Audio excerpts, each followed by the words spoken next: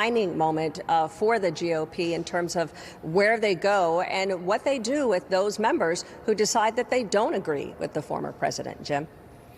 Yeah, it's just awful to see Senator Romney treated in that fashion. Suzanne Malveaux, thanks so much.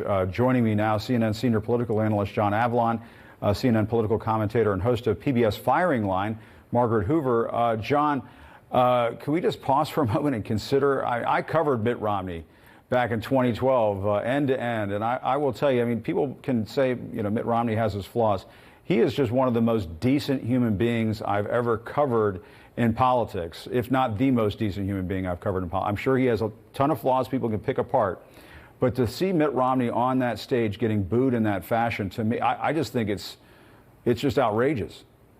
It is, and it speaks to the mob mentality that's overtaken the Republican Party, even in a state like Utah, where Donald Trump was never particularly popular. But it also reflects the dangers of hyperpartisanship and polarization. These small group of folks with disproportionately loud voices who feel empowered to attack an honorable senator from their state who simply, for the sin of speaking his conscience, and that's the gut check that people should take home when they want to look inside their conscience, because something ugly has been unleashed when Mitt Romney gets yelled at a Republican convention in Utah.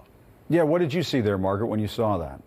Look, it's sad. It does reflect the coarsening of our political culture, of frankly, the base of the Republican Party, which is still quite loyal to Donald Trump and not loyal to anybody who was previously a standard bearer of the party, not John McCain, not Mitt Romney, not George W. Bush, not any of the values that, frankly, have epitomized and the principles the Republican Party has stood for my entire lifetime and the second half of the 20th century.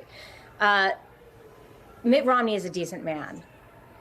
Most politicians, most of our national leaders deserve the respect. I'd say all of them deserve the respect of the base of their parties, regardless of whether you disagree with them. There's a way in our society, in a civil society, and in advanced democracy, that you express your discontent with people's ideas.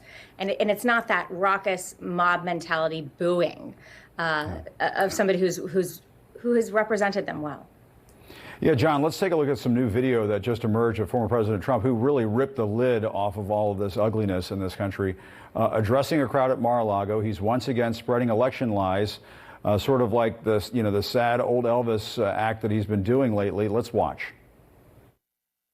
I wouldn't be surprised if they found thousands and thousands and thousands of votes. So we're going to watch that very closely. And after that, you'll watch Pennsylvania and you'll watch Georgia and you're going to watch Michigan and Wisconsin and you're watching New Hampshire. They found a lot of votes up in New Hampshire just now.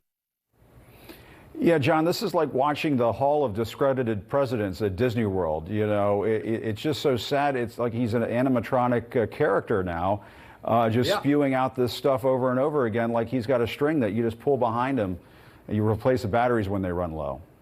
That's right. I was about to say you were doing a disservice to Fat Elvis. I mean, Elvis had much more dignity than Donald Trump does right now, speaking to a crowd of tens and reciting these talking points that are totally disconnected from reality.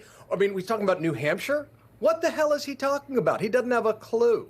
And that's just sad. That's his conspiracy theory from, you know, the last election cycle from 2016. But anyway, keep going, John. Get one conspiracy, you get another. I mean, the thing that's so sad about that, right, is that Mitt Romney is the one who told the truth.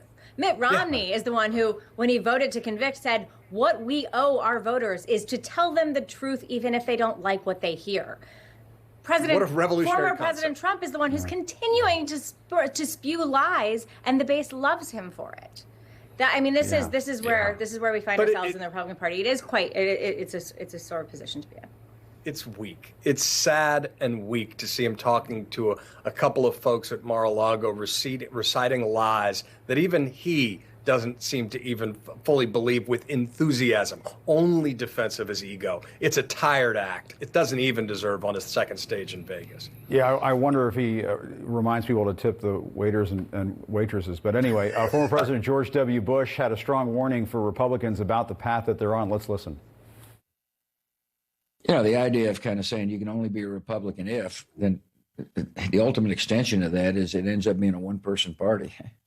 But there are more of those people today than there were during the Republican Party. I hope not. Either that or they're louder, right? Yeah. I mean, many members of Congress, I mean, they were talking about starting a caucus. Yeah, well, you know, it's to me, that's basically says that we want to be extinct. George W. Bush is not wrong, is he? No, I mean, look, George W. Bush knows very well that if he ran for president in this Republican Party, he would never get elected. He knows he probably couldn't get elected statewide in Texas. Remember, this was somebody who overturned the most popular gubernatorial Democratic incumbent in the state's modern history when he won. But George W. Bush has seen what the rest of us have seen from the sidelines. The party has shifted. The base has shifted. The issues have changed. And the party doesn't reflect the values that it has always reflected from not his father's party or his party. But he has credibility as a border state governor who won over 40% of the Hispanic vote in his reelection in Texas, as someone who did believe whatever flaws he had, that the party needed to reach out. He's talking about extinction. What are the basic laws of biology, right? Adapt, migrate, or die. And that is in the face of facts, scientific facts, not a cult of personality that's demanding loyalty, rooted in very little but resentment. And of course, he's right. If it